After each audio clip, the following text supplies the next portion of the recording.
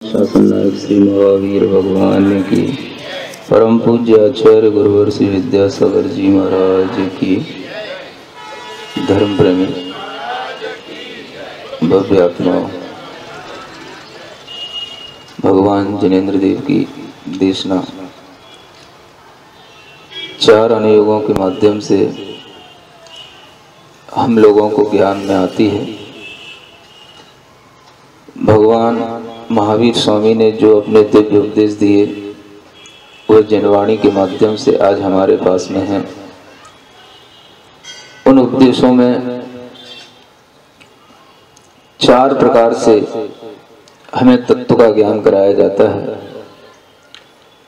चार अनुयोगों में उस जीवादि तत्वों को इस ढंग से संजोया गया है कि हम अगर कोई भी अनुयोग को पढ़ें तो हमारी अंतर चेतना जागृत होती है। चाहे वह प्रथमानुयोग हो, चाहे वह करणानुयोग हो, चाहे वह चरणानुयोग हो या वह द्रव्यानुयोग हो। ये चार अनुयोग चार वेद कहलाते हैं, जिन्हें हम चतुर्वेद के नाम से जानते हैं। वह जैन दर्शन में चार वेद इन चार अनुयोगों को कहा जाता है। उन अनुयोगों के माध्यम से जो हमें ज्ञान प्राप्त होता है वह ज्ञान सम्यक्त की उत्पत्ति भी कराता है और प्राप्त हुए सम्यक्त की वृद्धि भी कराता है। सम्यक ज्ञान के माध्यम से ही आत्मा के अंदर उसके गुणों की विशुद्धि होती है। सम्यक ज्ञान जैसे जैसे बढ़ता है वैसे वैसे हमारी आत्मा पवित्र होती जाती है। आत्मा की पवित्रता उस कर्मों की धूलि के हटने के कारण से होती है और कर्मों की धूलि का हटना आत्मा के अंदर उठने वाले पवित्र भावों से होता है। उस पवित्रता को निरंतर बनाए रखने के लिए और उस पवित्रता को अपने अंदर उत्पन्न करने के लिए कभी कभी हमें अनेक संयोगों की भी आवश्यकता पड़ती है। प्रभु के दर्शन से हमारे अंदर पवित्रता आती है और वह पवित्रता इस ढंग से आती है कि हमें अपने आप ज्ञान में आने लग जाता है। जैसे ही हम प्रभु का दर्शन करते हैं एक एक स्तुति के स्वर अपने आप मुखरित होने लग जाते हैं। प्रभु पतित पावन में अपावन चरण आयो शरण जी, यूं विरद आप निहार स्वामी मेटो जामन मरण जी। जैसे ये स्वर मुखरित होते हैं हमारी दृष्टि में सब कुछ आने लग जाता है। प्रभु क्या है ये भी दिखने लग जाता है और हम क्या हैं ये भी दिखने लग जाता है। भक्त जब भगवान से कहता है प्रभु पतित पावन मैं अपावन, आप कह देते होंगे लेकिन आपको पता नहीं पड़ता होगा आप भगवान से क्या कह रहे हो। जो भी कहा जाए अगर उसका हमें अर्थ मालूम होता है तो हमें भीतर से अंतर चेतना से ये जागृति उत्पन्न होती है कि हम क्या हैं और हमें क्या होना है। प्रभु के सामने भी इस ढंग से कहा जा रहा है कि हे प्रभु आप भी कैसे हैं, पतित पावन है। पतित पावन के दो अर्थ होते हैं। आप पतितों को पावन करने वाले हैं और यह भी अर्थ होता है कि हे प्रभु आप भी पतित से ही पावन बने। भगवान भी ऐसा नहीं कि कहीं ऊपर से उतर करके पावन रूप में ही आए हो, वो इसी धरती पर रह करके हम जैसे इंसानों की तरह ही रह करके पतित से उन्होंने अपना जीवन पावन बनाया और यह पतन से उत्थान की ओर जाने का मार्ग हर तीर्थंकरों ने हमें दिखाया। इसलिए भगवान के पास में जब भी कोई भक्त पहुंचता है तो वह भगवान को देख करके ये भावना करता है कि हे प्रभु आप भी पतित से पावन हुए। प्रभु पतित पावन मैं अपावन, मैं तो आज भी अपावन हूं। आप कभी पतित थे, आप कभी अपावन थे। आपका पास्ट इम्प्योर था, लेकिन आज तो आप बिल्कुल प्योर हो गए। और हमारा अभी का वर्तमान भी, ये प्रेजेंट टाइम भी हमारा अभी कैसा है? अपवित्र है, इम्प्योर है। ये भाव उसके अंदर भगवान को देख करके आता है, तो वह सोचता है कि जब भगवान भी पतित से पावन बन सकते हैं तो हम हमेशा अपावन क्यों रहेंगे? और वह भगवान के समक्ष अपनी विनती को थोड़ा सा आगे बढ़ाता है, प्रभु पतित पावन में अपावन चरण आयो शरण जी।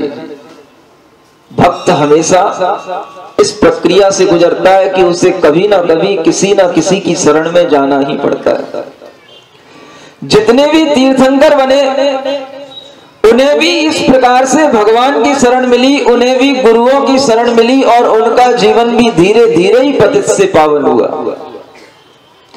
एकदम से किसी की अंतरात्मा की कर्म धूलि कभी साफ नहीं हो सकती और एकदम से कभी किसी को मोक्ष मार्ग पर चलना भी नहीं होता। धीरे धीरे वह पुरुषार्थ बढ़ता जाता है, धीरे धीरे आत्मा की पवित्रता बढ़ती है और धीरे धीरे ही हमें मोक्ष मार्ग की प्राप्ति होती है। जो तीर्थंकर आज हमारे सामने बन चुके, हमारे लिए पूज्य हैं, जिनकी हम 3 दिन से आराधना कर रहे हैं और जिनका हम मोक्ष कल्याणक 3 दिन से मना रहे हैं, इतने पवित्र भाव हम आज रखे हुए उन पार्श्वनाथ भगवान के प्रति, वह भी कभी बहुत पतित थे। इतने पतित थे कि आपको दिखाया 2 दिन पहले और कल भी बताया कि वह अपने भाई के हाथों से उनका मरण हुआ। कमठ ने उनके ऊपर पत्थर डाल दिया और उनका देहांत हो गया। मर करके अगली पर्याय में वह हाथी बन गए। हाथी बनने के बाद में भी वह जंगल में घूम रहे हैं। ये उन भगवान की बात बता रहे हैं जिनका हम मोक्ष कल्याणक 3 दिन से मना रहे हैं। उनका भी जीवन कभी ऐसे ही रहा। क्या पता कौन सा वह जंगल था, कौन सा वन था जिस वन में वह एकांत में वह घूम रहे हैं। हाथी के रूप में उनकी पर्याय का निष्कासन हो रहा है और कोई भी नहीं जान रहा है कि इस आत्मा के अंदर क्या है। आगे के 8-9 जन्म के बाद में इस आत्मा में क्या घटित होने वाला है और आज वह आत्मा किस रूप में है, भटक रहा है। पूरे वन के अंदर वह हाथी इस रूप में घूमता है, जहां से निकल जाता है वहीं के वृक्षों को उखाड़ डालता है, पौधों को उखाड़ डालता है, चारों ओर तहस नहस का वातावरण, क्योंकि बहुत मद उसके अंदर है। और ऐसा वह विशिष्ट हाथी बना कि जिसके कारण से पूरे जंगल के लोग उसको जानते हैं और खलबली मची हुई है पूरे जंगल के अंदर।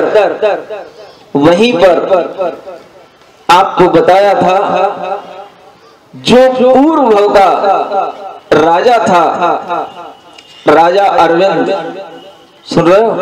अरविंद मेहता नहीं, वह राजा अरविंद जो पहले राजा था लेकिन उसे किसी कारण से वैराग्य हो गया और वैराग्य होने के बाद में वह मुनि महाराज के चरणों में पहुंचा और वहां जाकर के उसने दीक्षा ग्रहण कर ली।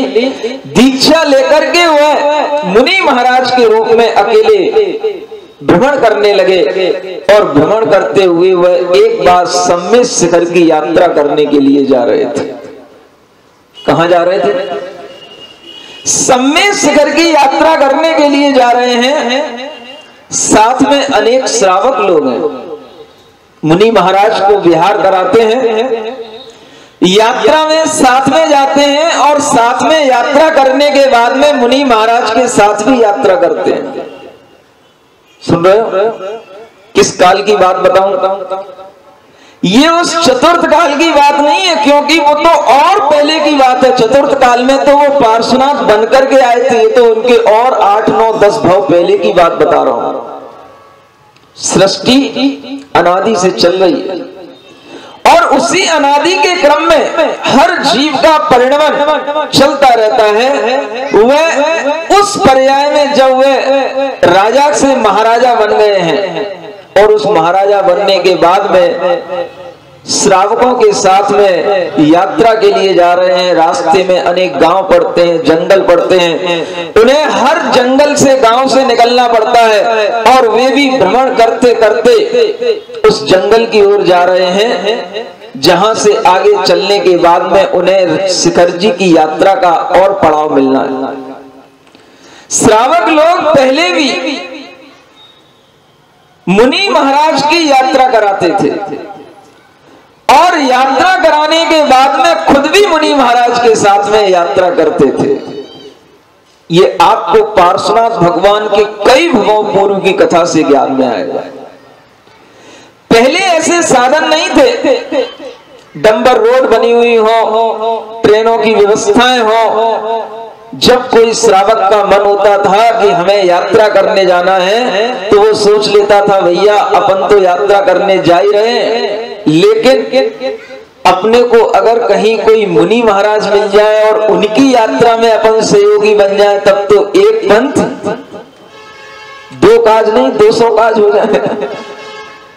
क्योंकि उनको यात्रा कराना और उनके लिए भी आगे बढ़ाना और उनकी यात्रा में सहयोगी बनना ये बहुत पुण्य का काम होता है। और उनके साथ में जब यात्रा करने के बाद में जाएं और फिर मुनि महाराज के साथ में यात्रा करें, ये और बड़े पुण्य का काम होता है।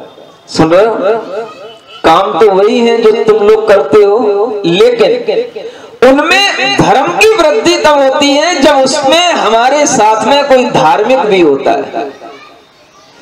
आपने कई बार यात्रा की होगी, लेकिन आपकी यात्रा में वो आनंद नहीं आएगा आप कभी किसी मुनि महाराज को यात्रा कराकर।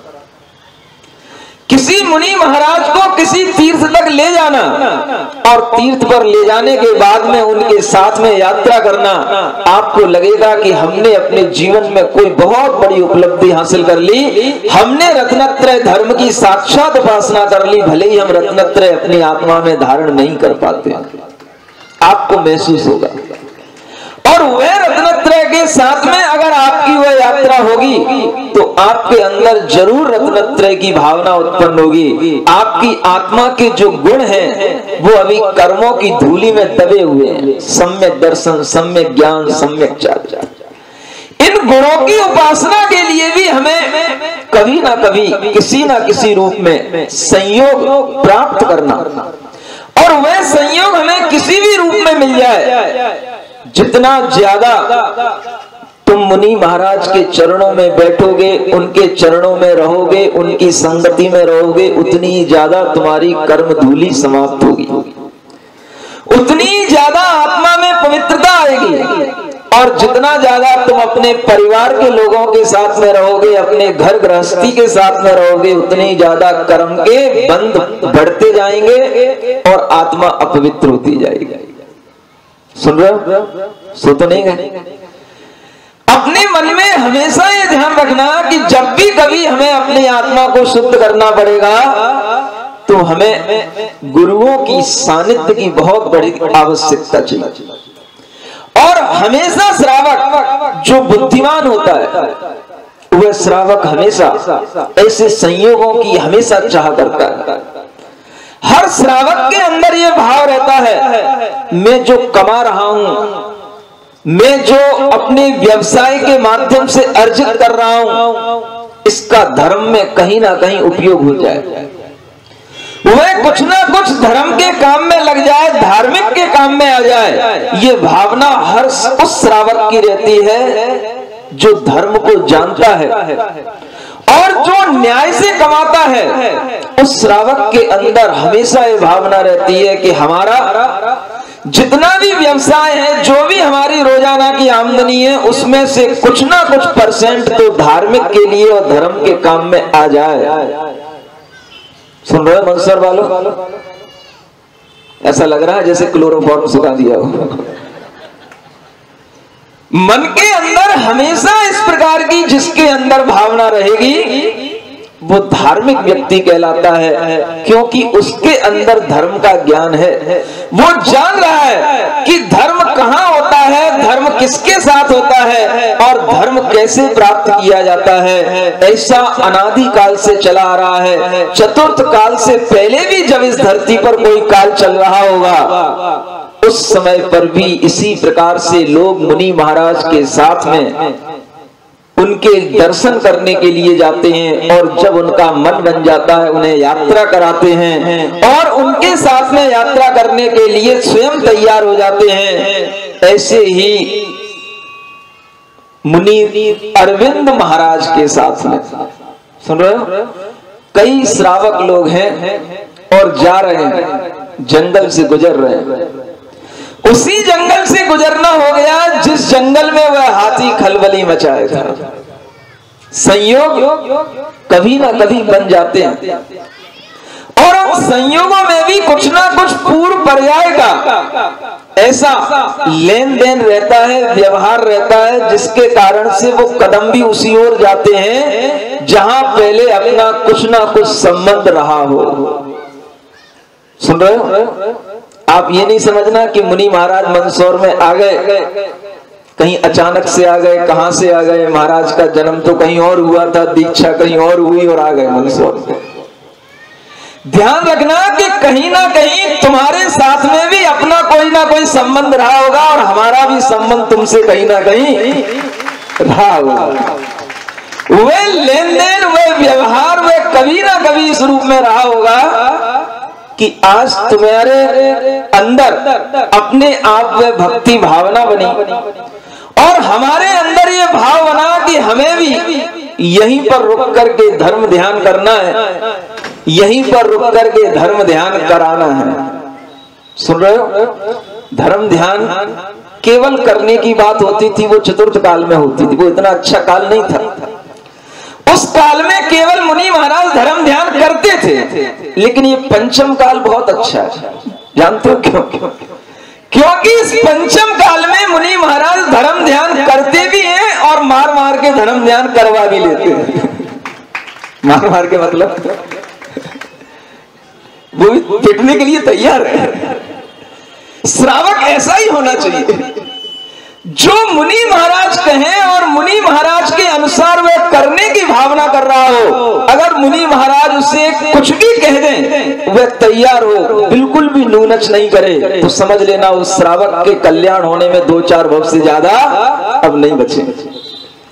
ऐसी भावना अपने अंदर जब आ जाती है कि हम मुनि महाराज की बात को मान करके और मुनि महाराज के कहे अनुसार हम अपने जीवन को चलाएंगे, तो आपके लिए फिर ज्यादा सोचने की जरूरत नहीं है, मोक्ष मार्ग अपने आप बनता चला जाएगा। धर्म ध्यान कराया भी जाता है और धर्म ध्यान होता भी है, क्योंकि धर्म ध्यान श्रावक अपने मन से बहुत कम कर पाता है, और उसे धर्म ध्यान कराने के लिए प्रेरित करना पड़ता है। वह प्रेरणा किसी भी रूप में हो सकती है। आपको धर्म ध्यान करने की पूरी मानसिकता आपकी बनी हुई है, और वह धर्म ध्यान इस ढंग से भी होगा कि आपको कभी भी किसी भी मुनि महाराज के साथ में 10 दिन तक रहने को नहीं मिला होगा, लेकिन पहली बार आपको अपने ही शहर में 10 दिन तक मुनि महाराज के साथ रहने को मिलेगा। क्या सुन रहे हो?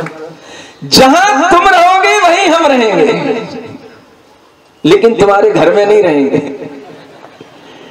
तुम्हें हमारे उस स्थान पर आना पड़ेगा, और तुम्हारे लिए वो सब व्यवस्थाएं होंगी। कितने भी लोग होंगे, उनको रहने के लिए, खाने के लिए, सोने के लिए, और जब जरूरत पड़ जाए तो तुम्हारे सिर दर्द के दबाने के लिए भी वहां पर सब प्रकार के उपाय रहेंगे। सुन रहे हो? मुनि महाराज की संगति करना अपने आप में बहुत दुर्लभ है, और वह उन्हीं को मिल सकती है जो अपने मोह को कुछ कम कर सकें, अपने अंदर का आलस जीत सकें, और अपने परिवार की छोटी छोटी बाधाओं से अपने आप को ऊपर उभार सकें। फर्स्ट प्रायोरिटी किसको देना, ये धार्मिक व्यक्ति जानता है, और उसी भावना के साथ में जब वो आगे बढ़ता है तो उसे अपने आप ऐसे संयोग मिलते चले जाते हैं। वह भाव करता है, मोह के साथ तो हमने बहुत जिया है, थोड़ा सा निर्मोहपन के साथ भी जी करके देखें, मन करता है उसका। और उसी मन के साथ में वह मुनि महाराज के साथ हो लेता है। पहले के लोग तो जब यात्रा करते थे महीनों महीनों निकल जाते थे, तब जाकर के वह सम्य शिखर पहुंचते थे और फिर महीनों ही लौटने में लगते थे। आपको तो आजकल क्या होता है, आज शाम को बैठे, कल सुबह इसरी और मधुबन और परसों वंदना हो गई, नरसों घर पे आ गए। आपके लिए इतनी सुविधाएं मिली जरूर हैं, लेकिन आप ये समझना कि वह पुण्य बंद के रास्ते भी उतने ही शॉर्टकट हो गए, उतने ही कट ऑफ हो गए। वह पुण्य बंद के रास्ते भी तभी जब तक बनते हैं जब तक हम तीव्र भावनाओं के साथ में लंबे समय तक कोई सानिध्य को प्राप्त करते हैं। उसी जंगल में मुनि महाराज हैं, श्रावक हैं, और उसी जंगल में वह गजराज घूम रहा है। चारों ओर खलबली मच गई, वो हाथी तहस नहस करते हुए जंगल को आ रहा है और सब श्रावक लोग इधर उधर भाग गए। श्रावकों के लिए डर उत्पन्न हो गया उस हाथी के कारण से, और मुनि महाराज एक वृक्ष के नीचे एक शिला पर बैठे हुए थे, ध्यान लगा करके बैठे थे। पता पड़ा हाथी आ रहा है, सब लोग इधर उधर भाग गए और मुनि महाराज के सामने वह हाथी आ गया। जैसे ही महाराज को देखा उसका मन भी हुआ कि उनको उठा करके फेंक दो। सूंड में लेने के लिए उसने मुनि महाराज को अपने गिरफ्त में लेने का पूरा प्रयास कर लिया, भाव कर लिया, और जैसे ही उसने अपनी सूंड मुनि महाराज के ऊपर बांधने के लिए उनको भी वहां से उठा करके फेंकने के लिए लगाता है, उसकी आंखें महाराज के सीने पे पड़ती और महाराज के उस सीने पर एक श्रीवत्स का चिन्ह होता है। उसे देख करके वह सोचने लग जाता है कि इन्हें हमने कहीं देखा है। अचानक से उसके मन में विचार आता है और क्षण भर में उसे जाति स्मरण हो जाता है। पूर्व भव की पर्याय याद आ जाती है और उसे याद आ जाता है ये तो अपने परिचित हैं। कौन है? ये तो वही है राजा अरविंद, जिनके नेतृत्व में हम मंत्री पद को संभालते थे और हम इनके मंत्री रहे। इनका हमारे ऊपर बड़ा उपकार है और हमारा भी इनसे बड़ा स्नेह था। एकदम से उसके अंदर वह जाति स्मरण हो आया और वह मुनि महाराज को जैसा था वैसा ही छोड़ करके वह ऐसा लग रहा था जैसे पागल हो रहा हो, लेकिन वह मुनि महाराज के उन छाती पे बने हुए, सीने पे बने हुए उस चिन्ह को देख करके जाति स्मरण हो गया, शांत होकर के वहीं बैठ गया और वहीं बैठ करके उसकी आंखों से आंसू आने लग गए। हाथी है, मदमस्त हाथी है, पूरे जंगल में उसने तहस नहस मचा रखी। सब लोग सोच रहे हैं ये तो अब मुनि महाराज को उड़ा देगा, मार देगा, और वह मुनि महाराज के चरणों में बैठ गया। मुनि महाराज अपने ध्यान को खोलते हैं और उसको देख करके सोचते हैं ये अभी तक तो बहुत उद्यम मचा रहा था, अब ये शांत भाव से कैसे बैठ गया। उन्हें भी अवधि ज्ञान था, अवधि ज्ञान से वो देखते हैं ये वही हाथी है जिसे हमारे गुरु ने हमें बताया था, तेरा मरुभूति कहाँ गया, ये हाथी बन गया। जैसे ही उन्हें पता पड़ा ये हाथी की पर्याय में यही मरुभूति आ गया, उन्होंने अपने अवधि ज्ञान से जान लिया ये आत्मा भव्य है, लेकिन अपने भाई के व्यामोह के कारण से, उसके दुख के कारण से मरा, ये हाथी बन गया। देख करके उनके मन में दया आ गई, करुणा उत्पन्न हो गई। क्या कर सकते हैं हाथी के लिए? सामने बैठा है, संगी पंचेंद्री जीव है, मन सहित है, उसके अंदर भी सब प्रकार का ज्ञान हो गया। क्योंकि कोई भी वन्य प्राणी हो वह सब मन से सहित होते हैं और उनके अंदर भी विचार करने की क्षमता होती है। वह बार बार अपनी सूंड पटक पटक करके उन मुनि महाराज के चरणों में लौट रहा है। उसकी आंखों से आंसू बहते दिखाई दे रहे हैं। जहां उसके गाल से वह मद झरा करता था, अभी उसकी आंखों से आंसू बह रहे हैं। मुनि महाराज के चरणों में बैठा है, बोल नहीं सकता, लेकिन बार बार सूंड पटक पटक करके कुछ कह रहा है, मानो वह बार बार नमोस्तु भी कर रहा है और चाह रहा है महाराज कुछ तो कहो। मुनि महाराज उसको देखते हैं, उसके भावों को समझ लेते हैं और समझ करके उससे कहते हैं, गजराज तूने क्या किया, तू कितना अच्छा था, तू भूल गया, तू मेरा मंत्री था, कितना सज्जन था, आज तेरी ये दुर्गति क्यों हो गई। जानता है जब तेरा मरण हुआ तेरे ऊपर तेरे ही भाई ने एक पत्थर फेंका और तेरा मरण हो गया। तू उस भाई के दुख के कारण से मरा। तेरे भाई ने तुझे कुछ नहीं दिया, तेरे ही कर्म तुझको सब कुछ दे रहे हैं और अपने उन कर्मों को तू आज भी संभाल सकता है। देख दुनिया में कोई किसी का सगा नहीं है। तेरी पत्नी तेरे दुख के कारण से मरी, वह भी आज हथनी बनी है और वो भी तेरे पीछे घूम रही है। इस संसार में आदमी मनुष्य से त्रियंच बन जाता है, त्रियंच से मनुष्य बन जाता है। इस संसार में हर आदमी कर्म के कारण से अपनी पर्यायों को बदलता रहता है। तू विचार कर, आज तेरे पास में थोड़ा सा ज्ञान है, इस पर्याय में भी तू अपनी परिणति को सुधार सकता है। इस पर्याय में भी तू ऐसे कर्म कर सकता है जो कर्म मनुष्य पर्याय में किए जा सकते हैं, लेकिन पिछली मनुष्य पर्याय में तू कर नहीं पाया, तेरा अकाल मरण हो गया। मुनि महाराज ने उसको समझाया, देख आज से अपने मन में विचार कर ले, पंच परमेष्ठी का हम स्मरण करेंगे।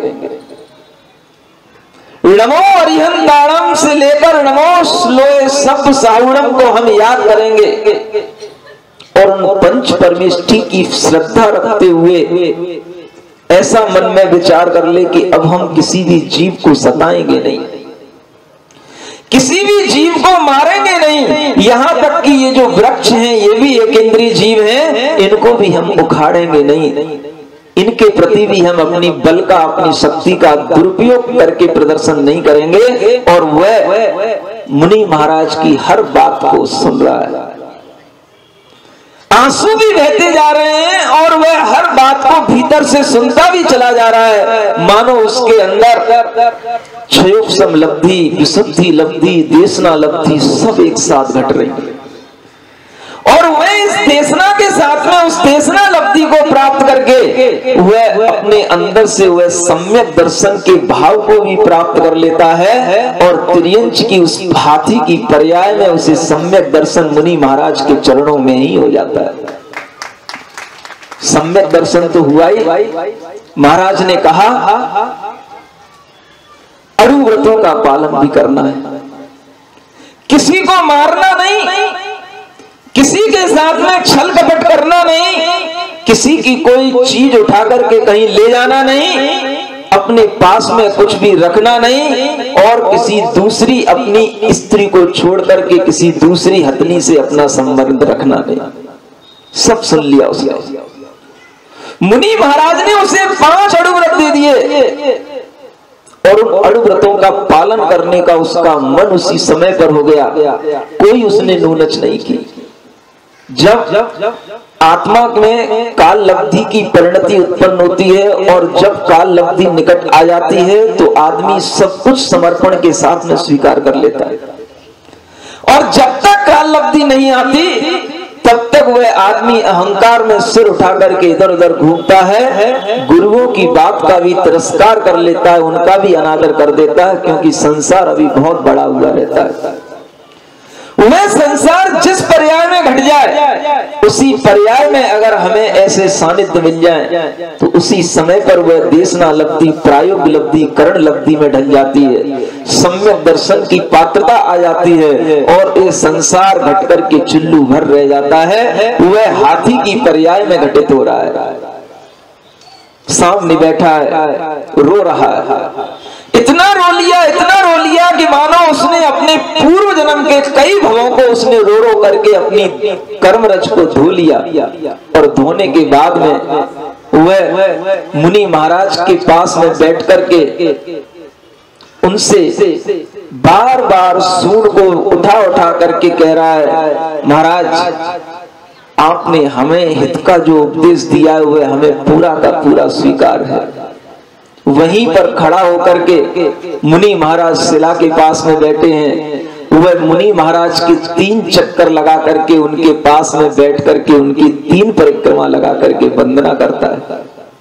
मुनि महाराज उसको आशीर्वाद देते हैं और सम्यक दर्शन, सम्यक ज्ञान और सम्यक चारित्र की बात उसको समझा गए। अड़ु व्रतों को उसने धारण कर लिया और मुनि महाराज विहार कर गए अकेला जंगल में। अब वह किस ढंग से जीता है?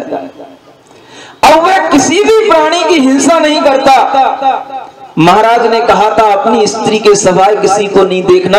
अब वह सोचता है अपनी स्त्री को भी क्या देखना। वह अपनी उस स्त्री से भी संबंध छोड़ देता है, उसके साथ भी रमण का भाव छोड़ देता है। कोई उसके अंदर परिग्रह का भाव नहीं, किसी भी जीव को सताना नहीं। ऐसा गौ पशु के समान बिल्कुल सज्जन होकर के अगर कहीं कोई सूखे फल मिल जाते हैं तो उनको खा लेता है। पानी बह रहा हो उस बहते हुए शुद्ध पानी को पी लेता है। जहां पर दिखाई दे कि कहीं पर फल पड़े हैं, पत्ते पड़े हैं, उन पर अपना पैर नहीं रखता क्योंकि उसे मालूम पड़ गया इनमें जीव है। जहां पर ये पता पड़ जाए यहाँ कीचड़ है उसमें अपने पैर नहीं डालता क्योंकि उसे पता है कि इसमें अनेक त्रसजीव हो सकते हैं। और वह जंगल में रह करके अपना पूरा जीवन निकालता है। अब हाथी जैसा शरीर और खाने के लिए सूखे सूखे पत्ते, और वह पत्ते भी जब कोई ला करके दे देता है तो उन सूखे सूखे पत्तों को खा करके और थोड़ा सा पानी पी करके अपना जीवन चला रहा है। और उसकी वह काया धीरे धीरे ढीली पड़ गई। हाथी का शरीर खाने को न मिले तो क्या होगा? वह काया धीरे धीरे ढीली पड़ गई, शिथिल हो गई और एक दिन ऐसी परिणति बन गई उसको प्यास लगी। रात में तो पानी पीता ही नहीं, रात में तो पत्ते भी नहीं खाता, दिन में भी खाता है केवल एक बार खाता है, शाम को केवल पानी पीता है। और एक दिन उसको पानी पीने के लिए नहीं मिला, पास में कोई तालाब नहीं दिखा। कई बार उसके साथ में रहने वाले दूसरे हाथी और हाथी के बच्चे उसके लिए पानी ढोड़ो करके लाला करके दे देते हैं, उसके ऊपर पानी डाल देते हैं, उसकी अनेक प्रकार से सेवा कर लेते हैं और वे पशु भी उसके साथ में रह करके उस सेवा का पुण्य कमा लेते हैं। एक व्रती की सेवा करने से भी इतना पुण्य मिलता है कि उस व्रती की अनुमोदना करने से और उस व्रती की सेवा करने से भी आपको स्वर्ग की प्राप्ति हो सकती है। और उन्हीं भावों के साथ में वह त्रियंच की पर्याय में रह करके भी वह हाथी के बच्चे, हाथी का परिवार, सब कोई उसके साथ में है, उसके व्रतों में सहायक बन रहा है। और वह अंत में जब उससे चला नहीं जा रहा है, वह खिसकते खिसकते धीरे धीरे चल चल करके एक पास के नदी के पास गया और वहां जाकर के वह पानी पीने के लिए थोड़ा सा नदी के किनारे नीचे उतरा कि नीचे बहुत दलदल थी, कीचड़ थी, उसका पैर फंस गया। हाथी था, दुर्बल हो चुका था। अब उसका पैर फंस गया तो वह उसमें से पैर निकाल नहीं पा रहा, इतनी भी उसके अंदर अब क्षमता नहीं रही और वह वहीं पर खड़ा रह गया। उसे लगा अब हमारा यहां से निकलना मुश्किल है।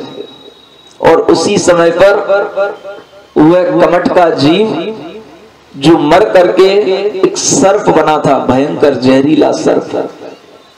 दुष्ट लोग ऐसी ही पर्यायों में उत्पन्न होते हैं। पहले भी सर्प की तरह जीवन जीते हैं, दूसरों को मारते हैं, दूसरों को डसते हैं, दूसरों के ऊपर फुंकारते हैं और दूसरों को जहर देते हैं, और बाद में भी वह इसी प्रकार की पर्याय में उत्पन्न होते हैं। वह कमट का जीव वह सर्प की पर्याय में उत्पन्न हुआ और सब संयोग मिल जाते हैं। बैरी भी होगा, अपना अपने पड़ोस में ही जन्म लेगा, ध्यान रखना।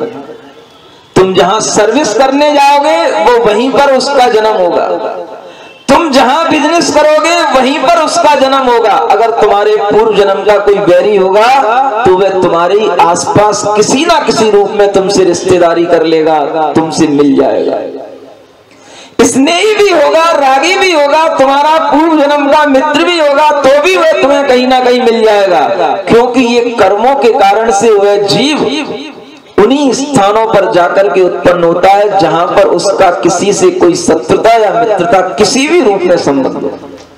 राग की और द्वेष की किसी भी प्रकार की परिणति हो, वह दोनों प्रकार की परिणति के साथ में जीव जन्म ले सकता है।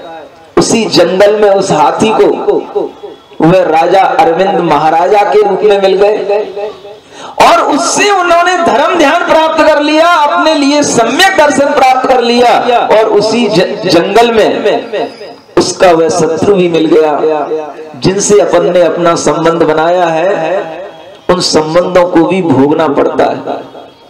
जो कर्म अपन ने बांधे हैं उन कर्मों का फल भी भोगना पड़ता है। अगर हम उन कर्मों को समता के साथ भोग लेते हैं तो वे कर्म उतना ही फल दे करके निकल जाते हैं, और अगर हम उसमें विषमता का अनुभव करते हैं, उन कर्मों के साथ में अगर हम उद्विग्न हो जाते हैं, उद्वेलित हो जाते हैं, डर जाते हैं, या उन कर्मों के साथ में हम अपने मन को परेशान कर लेते हैं, तो आचार्य कहते हैं वो कर्म फिर बंध जाते हैं और वे फिर हमारे लिए परेशानी का कारण बनते हैं। ये परिणति एक उस हाथी के अंदर आ रही है। वह हाथी भी विचार कर रहा है अब मैं यहां फंस गया। उसी समय पर वो सर्प भी कहां आ गया, चलते चलते चलते चलते वह भी उस हाथी के पास आ गया, और हाथी को देख करके उसके अंदर अपने आप क्रोध उत्पन्न हो गया, क्योंकि पूर्व जन्म का जब क्रोध होता है तो देख करके ही उत्पन्न हो जाता है। पूर्व जन्म का कोई वैरी होता है तो देखते ही से उसको मारने का भाव हो जाता है, और वह उसको देख करके ऐसा क्रोधित हुआ कि उसने उसी समय पर उसको डस लिया। एक दुर्बल हाथी को भी उसने डस लिया, और डसने के बाद में वह हाथी सोचने लगा, एक तो पहले ही गड्ढे में फंसा था, इस सर्प ने और डस लिया, और उसने अपने मन में विचार कर लिया मेरे चारों प्रकार के आहार का त्याग। नमो अरिहंताड़म, नमो सिद्धाड़म, नमो आयरियाड़म, नमो अच्छायाड़म, नमो लोए शब्द साउल। पंच परमेष्टि की आराधना और शरीर का उसने त्याग कर दिया। मुनि महाराज उसको सब कुछ समझा करके गए थे, और उस शरीर को छोड़ने के लिए वह तत्पर हो गया। इसी का नाम है समाधि मरण। सुन रहे हो मनुष्य? तुम्हें अभी यही नहीं मालूम कि मनुष्य कैसे समाधि मरण करते हैं? ये ध्यान रखना, तिर्यंच भी समाधि मरण करते हैं। पशुओं का भी समाधि मरण होता है, और वह समाधि मरण इसी प्रकार की प्रक्रिया के साथ होता है। जब लगे कि हमारी मौत हमारे सामने खड़ी है, हमारी मृत्यु अब टल नहीं सकती है, तो उस समय पर अपने मन में इस शरीर के लिए जो हम आहार देते थे उस आहार का त्याग करके केवल पंच परमेष्टि हमारे लिए शरण है। हमारा ज्ञान आत्मा का, हमारा दर्शन, हमारा चारित्र, हमारा संयम ही हमारे लिए शरण है। और ऐसी भावना जब आ जाती है तो बस उसी का नाम समाधि मरण कहलाता है। अभी तो लोग यही नहीं जानते समाधि मरण किसे कहते हैं। समाधि मरण को इच्छा मृत्यु कहते हैं, समाधि मरण को आत्महत्या कहते हैं, और अजैन लोग कहें तो कहें, लेकिन जैन लोगों के अंदर भी अभी ये ज्ञान नहीं है कि समाधि मरण क्या कहलाता है। समाधि मरण वह चीज है जिस समय पर तुम्हें मौत सामने दिखाई दे, तुम उस मौत को भूल जाओ और तुम अपनी आत्मा के गुणों में, पंच परमेष्ठी के गुणों में रम जाओ। जैसे कोई अपने सामने भयंकर चीज दिखाई दे, कोई डरावना पदार्थ दिखाई दे या पशु दिखाई दे, और उस समय पर तुम अपनी आंखें बंद कर लो तो तुम्हारे अंदर भय कम हो जाएगा, तुम उस चीज से बच जाओगे। ऐसे ही मौत जब तुम्हारे सामने आए, तुम अपनी आंख बंद करके पंच परमेष्ठी की आराधना कर लेना। जो सामने हो जाए उसको बस देखते रहना, और अगर तुम्हारा उस समय पर मरण भी हो गया तो तुम्हारा समाधि मरण कहलाएगा। बस इसी का नाम है समाधि मरण। समाधि मरण इच्छा मृत्यु नहीं है कि हम किसी नदी में जाकर के कूद पड़े मर जाएं, हम किसी गड्ढे में खोद के जाकर के अपने आप को बिठा लें और ऊपर से पाट दें मर जाएं, हम किसी अग्नि में जाकर के कूद पड़े मर जाएं। इसका नाम समाधि मरण नहीं है। समाधि मरण अक्ल के साथ होता है, ये सब प्रक्रियाएं अज्ञान के साथ होती हैं। समाधि मरण में साधक के अंदर शांत भाव उत्पन्न होता है। अब अगर शत्रु ने हमें मार भी दिया, हमारा गला काट भी दिया, हमारे पैरों में डस भी लिया, अब हमारे लिए कोई उपचार नहीं है, तो अब क्या है? आचार्य कहते हैं नाणम शरणम मेदम शरणम च शरणम चरिय शरणम च तब संयमम च शरणम भगवान शरणम महावीरो। मुनि महाराज के लिए जब दीक्षा हो जाती है तो दीक्षा होने के बाद में सबसे पहले आचार्य उन्हें यही पढ़ाते हैं, बेटा अगर जिंदगी चले तो चलाना, और जिस दिन तुझे दिखे कि जिंदगी बस आज ही समाप्त होने वाली है तो विकल्प नहीं करना, केवल ये एक गाथा याद रखना, राणम शरणम मेदम शरणम च शरणम चरिय शरणम च तब संयमम च शरणम भगवम शरणम महावीरो। क्या है ये? वह मूलाचार की उस संक्षिप्त प्रत्याख्यान अधिकार की वह गाथा कि ज्ञान ही मेरा शरण है, दर्शन ही मेरा शरण है, चारित्री मेरा शरण है, संयम ही मेरा शरण है, और हे भगवान महावीर तुम ही मेरे शरण हो, क्योंकि तुम्हारे तीर्थ में हमने मुनि दीक्षा धारण की है। ऐसी शरण की भावना जब आ जाए तो दुनिया अपने आप तेरे लिए अशरण हो जाएगी, और उस अशरण में जो तूने शरण की कल्पना कर रखी है यही तो तेरा अज्ञान है, और ये शरण को प्राप्त कर लेने का नाम ही समाधि मरण है। ऐसे समाधि मरण को पशु भी अंगीकार करते हैं, और बिना इस समाधि मरण के कभी किसी का मोक्ष नहीं हुआ, कभी किसी को केवल ज्ञान प्राप्त नहीं हुआ। ऐसे उस समाधि मरण को भी उस हाथी की पर्याय में उस जीव ने प्राप्त कर लिया। वह जीव कौन था? हाथी था, मरुभूति था, वही जीव आगे चल करके पारसनाथ बनने वाला है। उसी की यात्रा यहाँ से शुरू होती है पारसनाथ बनने की, और वह मरण करके 12वें स्वर्ग में जाकर के उत्पन्न होता है, जिसे सहस्रार स्वर्ग कहते हैं। सुन रहे हो? मोह के कारण से तो मरा, भाई के मोह से तो हाथी बना, और महाराज के कहने से मरा तो 12वें स्वर्ग में जाकर के देव हो गया। विचार करना, कौन हमारे लिए हितैषी है और कौन हमारे लिए द्वेषी है। कौन इस आत्मा का हित करने वाले हैं जिनके कारण से हम अपना पूरा जीवन खपाते हैं, अंत में भी वह कोई भी हमारे साथ नहीं होते, और अगर तुम्हारा मोह भी उनसे जुड़ा रहा तो तुम्हारा मरण बिगड़ जाएगा, और मरण बिगड़ा तो अगला जन्म भी बिगड़ जाएगा। इसलिए मरने से पहले एक जीने की कला सीखना, मरने से पहले ये भाव करना कि हमें और ये जीने की कला सीखनी है कि हम भीतर से निर्मोह होकर के जीना कैसे सीखें, भीतर से मरने से पहले सावधान रहना कैसे सीखें, भीतर से मरने से पहले हम इस शरीर के प्रति अनुराग का त्याग करना कैसे सीखें, और इस शरीर में तृष्णा के कारणभूत जो हम आहार पानी देते हैं उसको छोड़ना कैसे सीखें। ये सब साधना तुम्हें करने के लिए तैयार रहना है। सुन रहे हो? आगे के 10 दिनों में अपना मन बनाना, ये सब प्रकार की हमें कला सीखना है, और ये सब गुण हमें सीखना है। बाकी का सब कुछ तो हमने अनंत काल से किया है, लेकिन धर्म की आराधना करने का सौभाग्य और अवसर हमें बहुत कम मिलता है। अपने मन में ये भी भाव रखना कि देखो ये पारसनाथ भगवान इसी प्रकार से पतित से पावन बने, मैं अपावन चरण आयो शरण जी। आज हम उन्हीं से विनती कर रहे हैं जो कभी हाथी की पर्याय में थे। आज हम उन्हीं से विनती कर रहे हैं जो कभी उस मरुभूति की पर्याय में थे, लेकिन आज वे पारसनाथ बन चुके हैं। और उन पारसनाथ की पूरी कथा 10 भव की कथा कम से कम एक बार तो साल में पढ़ी लिया करो, कभी नहीं पढ़ी होगी। कम से कम मुनि महाराज के सानिध्य में, उनके कहने से भी अगर हमारे मन में आज भाव बन रहा है तो हमें आज वह कथा पढ़नी है। जैसे आप राम कथा करते रहते हो, ऐसे ही हमें आज पारस कथा करनी है। और वह पारस कथा दिन भर होगी, क्योंकि आप जितनी जल्दी आओगे उतनी जल्दी स्टार्ट होगी। और अगर आप उसको जल्दी स्टार्ट कर लोगे तो आपको बीच बीच में और भी कुछ गाने का, और भी कुछ बीच बीच में थोड़ा सा अच्छा मनोरंजन उत्पन्न करने के लिए और भी कोई भजन आदि करने के लिए समय मिल जाएगा।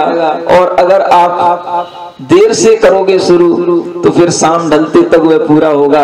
आपको देखना है उसमें हमें कैसा लगता है, और उसके माध्यम से अपने को कम से कम भगवान के 10 भाव एक बार पढ़ करके देखना कि वह पारसनाथ कैसे उस हाथी की पर्याय से पारसनाथ बने। और वह आज आप लोग स्वयं पढ़ करके महसूस करेंगे। बोलो महावीर भगवान की।